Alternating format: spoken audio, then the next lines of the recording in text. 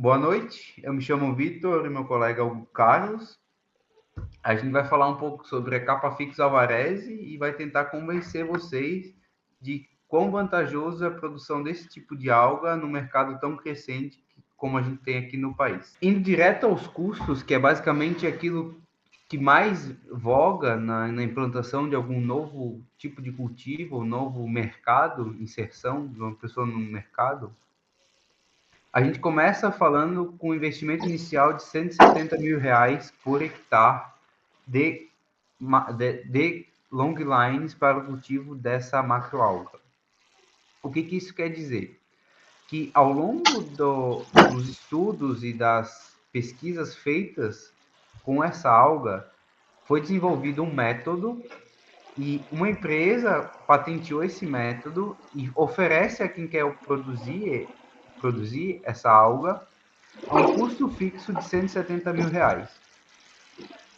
por hectare e garante ao longo de 20 anos a produção com esse mesmo material sem nenhum tipo de reforma. Nesse material estão inclusos os flutuadores, um material específico que é resistente à ação do mar, da salinidade do mar e da insolação, evitando rachaduras e secamento e destruição desse material. Em 2001, mediante pesquisas e onde foi o primeiro ano comercial que a gente teve aqui no estado, os produtores conseguiam um lucro de R$ 48 mil por mês produzindo esse tipo de alga nesse método de cultivo. E pequenos produtores alegaram que sobrava mais tempo para eles fazerem outras atividades nesse método de cultivo, porque em apenas 51 dias de trabalho, uma pessoa trabalhando 51 dias de trabalho por ano dava conta de produzir 5 ciclos anuais de capa-fixos em comparação a outros tipos de cultivo, de piscicultura, malacocultura, que em alguns casos se tem um ciclo de despesca e um ciclo de produção por ano. E também é bom a gente salientar aqui, Vitor, que esses R$ 170 mil, o que acontece? Se você pegar a durabilidade desse sistema e dividir o custo de 170 mil por 20 anos, dá 8.500 anual. Ou seja, o seu faturamento de 48 mil mensal é muito maior do que o gasto que você vai ter em um ano para manter esse sistema. Então é muito vantajoso comparando com outros, comparando com alguns sistemas da agricultura e também de pesca que já está sendo desenvolvido aqui no estado.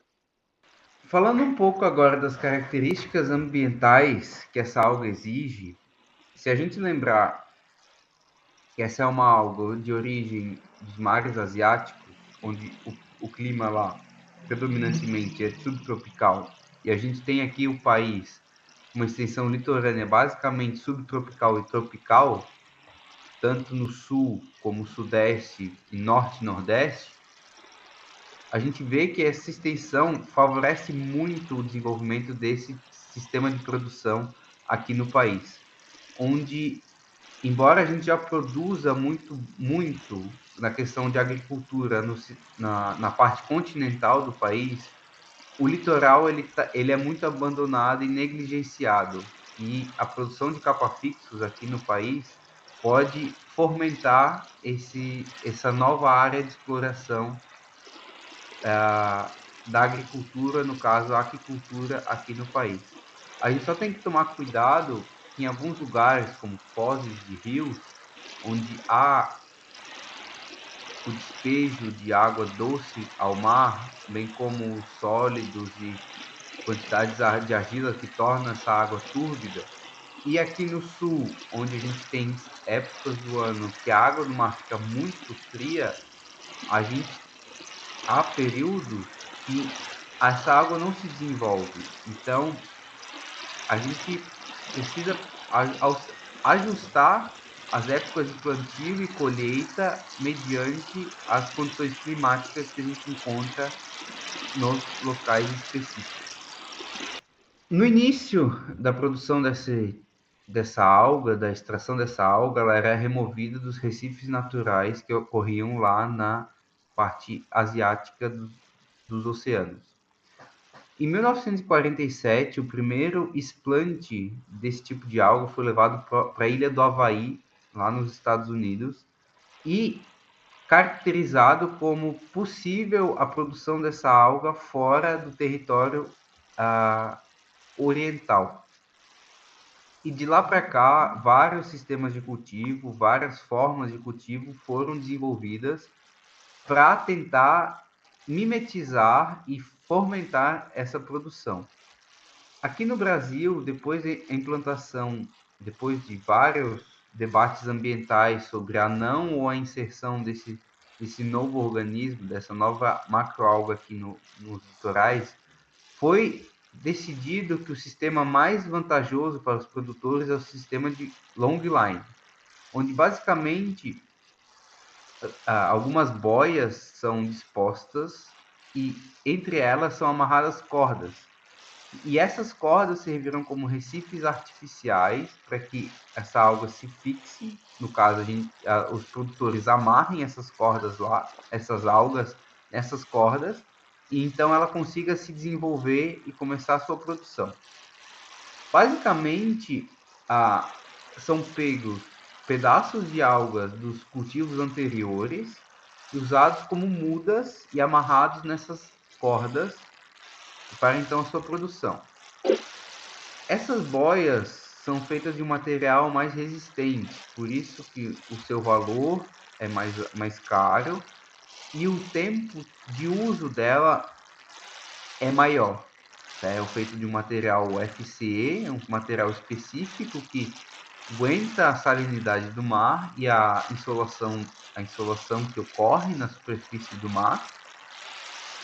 Além disso, aqui no país, a gente tem que tomar cuidado com alguns tipos de peixes nativos que começaram a se alimentar da alga, principalmente nos momentos iniciais de seu desenvolvimento.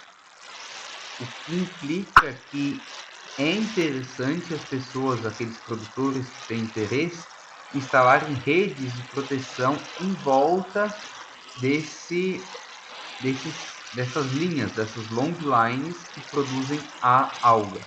É uma rede de malha fina que serve simplesmente como uma barreira física que impede os peixes de chegarem até a alga e se alimentarem das bordas apicais onde está ocorrendo esse desenvolvimento. Certo. E agora falando um pouco sobre os maiores produtores brasileiros, como o Victor já tinha mencionado antes, é uma alga que veio da Ásia para cá. E ela é, pensando em questão de história, ela é recente aqui no nosso país. Então, por isso vocês podem ver que quem predomina a produção é o Rio de Janeiro, com uma produção anual viva em toneladas de 800 toneladas só lá no Rio de Janeiro. Aqui em Santa Catarina está sendo desenvolvido alguns projetos, mas não chega ao valor do Rio de Janeiro. Porém, é importante a gente pensar que a costa brasileira, aqui a região litorânea, tem aproximadamente 7.600 quilômetros de extensão. O Rio de Janeiro tem aproximadamente 260 quilômetros de região litorânea e eles conseguem produzir 800 toneladas anuais. Então, se a gente começasse a disseminar a produção da capa-ficus, com certeza o Brasil ia ser um dos maiores produtores do mundo, pensando nessa questão de região litorânea, né, extensão litorânea e toda essa capacidade que a gente tem para expandir. E para só ter uma base, toda a demanda de alga do Brasil a gente tem que importar, sendo que a gente tem uma região litorânea enorme e é cerca de 2.000 toneladas e custa 15 milhões de dólares. Então dá para ver que a gente está, ao invés desse dinheiro estar indo para produtores nacionais, está indo para produtores de fora, o que é muito triste. Mas tudo bem. Fala-se tanto em capa-fixos, mas o que a gente consegue produzir com ela? Aqui eu trago alguns exemplos. Esse primeiro na esquerda aqui em cima, por incrível que pareça, ele é um queijo que na sua composição apresenta a capa-ficus. Aqui embaixo do queijo a gente tem a capa-ficus seca, desidratada, né, como se fosse uma farinha. E embaixo dela nós temos a carragena, que é o principal produto que é derivado dela, né, feito dela, e que é mundialmente comerciável. Né? E lá em cima a gente tem um bioestimulante que também tem em sua composição a capa-ficus, e também não só a capa-ficus, tem outras macroalgas, mas é para mostrar o potencial que essa alga tem. E também a gente pode ver que ela é muito usada aqui na indústria de cosméticos, que é toda essa lista toda é só da indústria de cosméticos, né, de beleza, saúde. Então é muito além do que ganhar dinheiro. É você ter toda uma cadeia sustentável, né? E aqui para exemplificar toda essa produção que pode vir a partir da capa fix, eu trouxe esse pequeno diagrama aqui para mostrar para vocês. Então, aqui a partir da biomassa da capa fix, a gente percebe que tem a rota química, térmica e biológica, mas que a gente consegue fazer combustível como bioetanol, óleo, gás. Então, nós temos muitas portas para serem abertas ainda. Só basta a gente realmente avançar e desbravar todo o potencial que o Brasil tem para produzir não só a capa-ficus, mas também muitas outras algas juntos. Bem, e para finalizar, a gente traz aqui a quantidade de publicações que tem envolvendo só o nome da capa-ficus. A gente pode perceber que na área ambiental, até ano passado, em 2023, teve 255 publicações. Na área de alimentos e bem-estar, 176 publicações e exploração econômica, 55. Fora a área de combustíveis, que não entrou em exploração econômica, e outros. Então a gente percebe que é uma infinidade de possibilidades para a gente ter sobre a capa-ficus.